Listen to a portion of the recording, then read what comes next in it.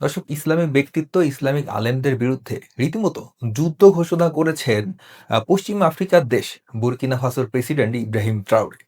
Ibrahim Traore স্পষ্টভাবে বলেছেন, এই যদি হয় আপনাদের ইসলাম, তাহলে আমি এর বিরুদ্ধে লড়বো এবং এই লড়াই ইতিমধ্যে শুরু হয়ে গিয়েছে।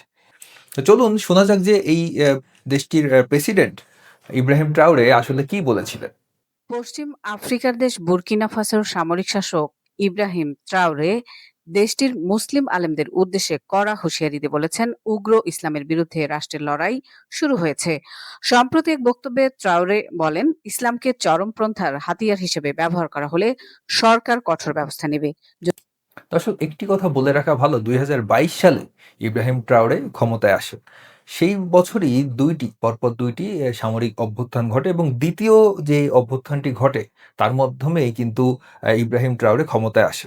তো তার আগে যিনি ক্ষমতায় ছিলেন তার বিরুদ্ধে কিন্তু এই অভিযোগ ছিল যে তিনি জিহাদ বা জঙ্গি দমনে কিন্তু তিনি ব্যর্থ।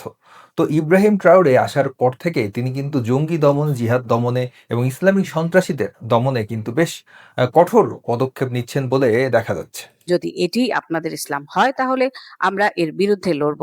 উগ্রপন্থীদের পরিবর্তন হতে হবে, তা না হলে লড়াই শুরু হয়ে গেছে। তিনি সরকারের বিতর্কিত ধর্মীয় স্বাধীনতা আইনের পক্ষেও অবস্থান নেন। তার দর্শক, তিনি যে কথাটি বলেছেন যে উগ্রপন্থীদের পরিবর্তন হতে হবে, না হলে এর বিরুদ্ধে আমরা লড়বো এবং কয়েকজন ইমামকে তিনি কিন্তু গ্রেফতার করেছেন বলে শোনা যাচ্ছে। তো এই ধরনের শক্ত পদক্ষেপ এবং এই ধরনের কথা যে ইসলামিক আলেমদের, ইসলামিক বক্তাদের বিভিন্ন উগ্র পন্থার বিরুদ্ধে এ ধরনের কথা আপনারা কি কোনোদিন কোনো রাষ্ট্রপ্রধানকে সরাসরি এভাবে বলতে শুনেছেন? যদি শুনে থাকেন তাহলে কমেন্টে জানাতে পারেন।